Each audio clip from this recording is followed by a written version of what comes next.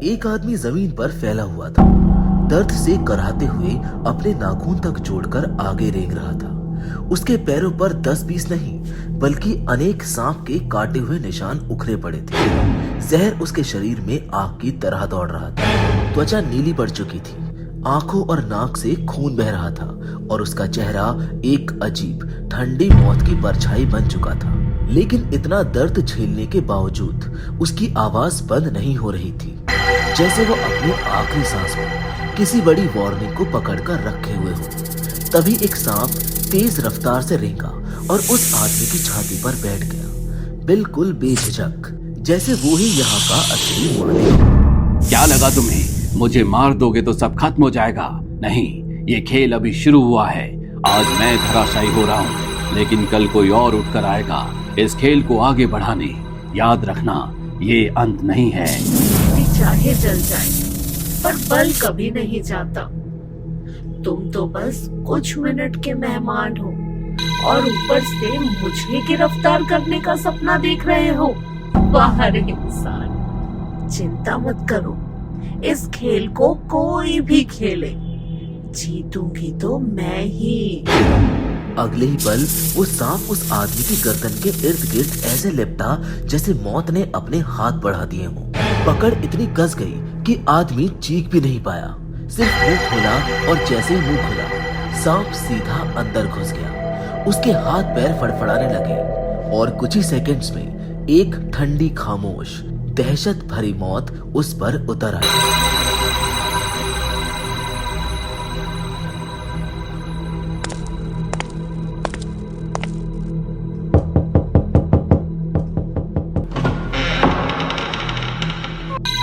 जी बेटा, बोलिए क्या चाहिए? मुझे किराए पर एक कमरा चाहिए। मैं यहाँ स्कूल का नया इंचार्ज हूँ। पूरे गांव में पूछ लिया है, कोई भी रूम देने को तैयार ही नहीं है। आप प्लीज मना मत करना, मैं बहुत उम्मीद से आया हूँ। वो सब तो ठीक है, लेकिन आप पहले अपना नाम बताओ। जी, मेरा नाम रोमी है और मैं इस गांव के स्कूल का नया इंचार्ज हूँ। कल ही यहाँ पर आया हूँ और तब से यहाँ पर भटक रहा हूँ। मैं नागेश हूँ, पर बेटा मेरे घर में एक ही रूम खाली है, चाहकर भी मैं तुम्हारी मदद नहीं कर सकता। रोहित का चेहरा नीचे झुक गया, उम्मीद जैसे उसकी जीभ से फिसलकर गिर गई। वो मुंह मुड़कर जाने लगा था। एक जगह है, पर पता नहीं वो जगह तुम्हें पसंद आएगी या नहीं। अरे हाँ अंकल, कोई भी जगह चलेगी, बस ये रोज रोज के 4 घंटे रास्ते में बर्बाद ना हो। तो आ जाओ, जगह सस्ती भी है और सुंदर भी। रोहित उसके पीछे चल पड़ा। कुछ देर बाद दोनों एक पुराने आधे टूटे अजीबोगरीब मंदिर के सामने थे। दीवारें उतरी हुई मिट्टी से भरी हुई थी और सब पर बने हुए सांपों के नक्श थे। दरवाजा खोलने से पहले नागेश पलटकर बोलता है, बेटा नींद में चलने का कोई चक्कर तो नहीं? नहीं अंकल। मतलब नॉनवेज दारू कुछ लेते हो? मैं टीचर हूँ अंकल, और उससे भी पहले ब्राह्मण का लड़का। नॉनवेज का नाम सुनकर ही उल्टी आ जाए। और हाँ, मैंने आज तक शराब का तो रंग तक नहीं देखा। नागेश ने राहत की सांस ली और दरवाजा जोर से खोल दिया। अंदर का मंजर देखकर रोहित की सांसें उसी पल अटक गई। एक विशाल खाली अंधेरा मंदिर, जहाँ हर दीवार पर सांप कांव थे, जैसे वो निगाहों से रोहित को देख रहे हो। मैं यहाँ पर अकेला ही रहूंगा ना? ये तो पूरे परिवार के लिए जगह लग रही है। मेरे पास बस यही जगह है बेटा, मैं यही दे सकता हूँ। रोहित थोड़ी देर खामोश रहा। उसके मन में चल रहा था कि जो मिल रहा है ले ले, वरना रात किसी पेड़ के नीचे कट जाएगी। क्या सोच रहे हो? नहीं नहीं, रहना है। इतने कम किराए में ऐसी जगह मिलती है क्या कहीं? अच्छा सुनो, अगर कोई पूछे तो कहना कि नागेश ठाकुर के कहने पर यहाँ पर रह रहा हूँ। मुख्य मंदिर के दरवाजे को खोलने की कोशिश मत करना। दिन रात में यहाँ खाने का इंतजाम मैं कर दूंगा। नागेश बिना अंदर आए वापस मुड़ गया। रोहित ने सफाई करते करते शाम कर दी। थकान इतनी थी कि खाना तक नहीं खाया। तभी उसके दरवाजे पर खटखटाहट हुई। उसने दरवाजा खोला, जहाँ खड़ी थी नैना। ये लो, बाबा ने भेजा है। अंदर आ जाओ ना, बैठो। नहीं, हमें मंदिर के अंदर कदम रखने की मनाही है। वरना वो जाग जाएगी।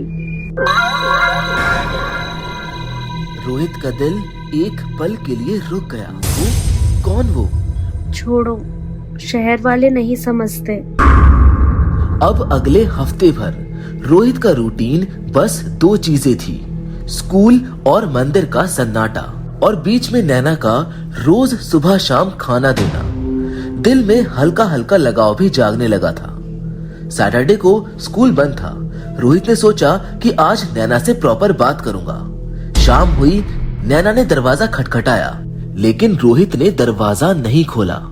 चिंता में नैना ने मंदिर के अंदर कदम रखा और तुरंत तेज आंधी, मंदिर की घंटियां अपने आप बजने लगी और मुख्य दरवाजा धीरे धीरे खुल गया। अंदर शिवलिंग और उस पर लिपटी विशाल नागिन सो रही थी, जो दरवाजा खुलते ही जाग जाती है।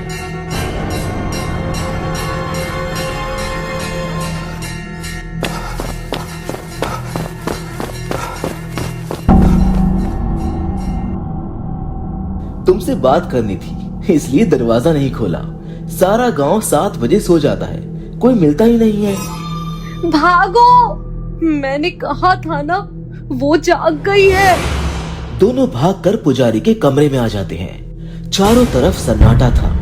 रोहित ने खिड़की से झांका।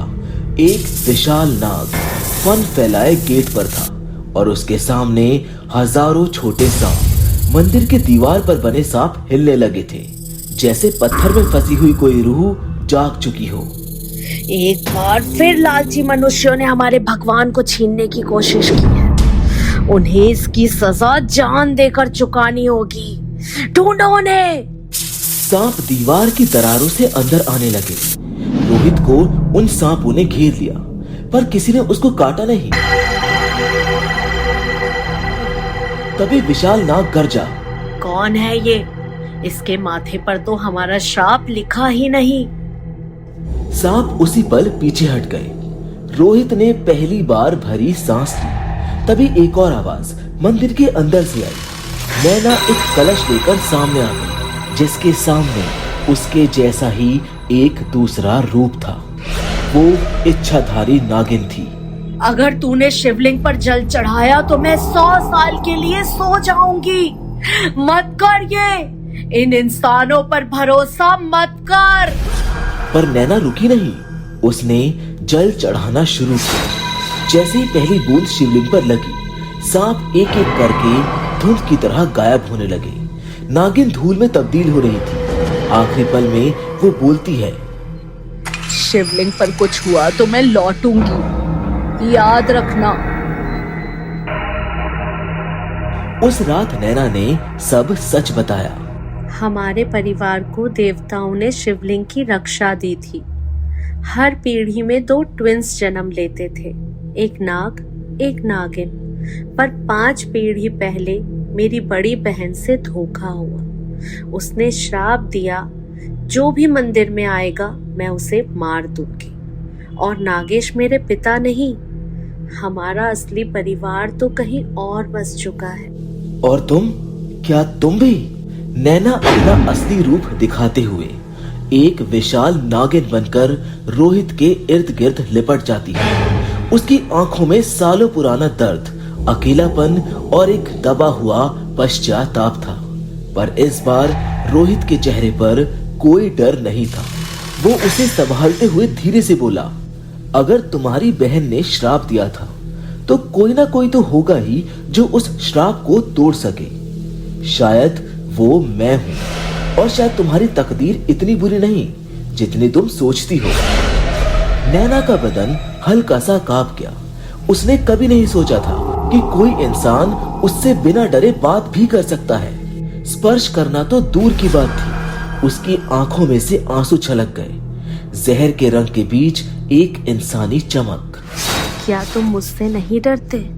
डर उनसे लगता है जो धोखा देते हैं। तुमने तो मुझको बचाया है और मैं भी तुम्हें कभी अकेला नहीं छोड़ूंगा। उस पल कुछ अजीब हुआ, जैसे हवा रुक गई हो। मंदिर की दीवारों पर बने सांप स्थिर हो गए और शिवलिंग के ऊपर से एक कोमल सी रोशनी फूटी। नैना ने अपनी पूरी ताकत के साथ आखिरी श्राप की डोर को तोड़ दिया। उसका बदन धीरे धीरे इंसानी रूप में लौटने लगा। पहली बार उसकी पहचान इंसान और नागिन के बीच एक सजीव संतुलन में बदल रही थी। श्राप टूट चुका था। रोहित, तुमने मुझे आजाद कर दिया। अब मैं किसी को नहीं मारूंगी। मेरा फर्ज अब रक्षा करना है, ना कि बदला। बाहर मंदिर के सारे सांप धुंध की तरह मिट्टी में समा गए, शांत, सुकून और पवित्र। रोहित ने आगे बढ़कर नैना का हाथ पकड़ा। पहली बार उस हाथ में गर्मी थी, जहर नहीं। चलो एक नई जिंदगी शुरू करते हैं। रात के अंधेरे में मंदिर के पुराने शीशे में एक पल के लिए वो पुरानी नागिन की परछाई दिखाई देती है, पर इस बार उसके चेहरे पर गुस्सा नहीं, एक हल्की सी मुस्कान थी, जैसे वो कह रही हो, श्राप तुमने तोड़ा है और अब से रक्षा तुम्हारी भी होगी। मंदिर के दीपक अपने आप जल उठे, इस नई कहानी की शुभ शुरुआत की गवाही देते हुए।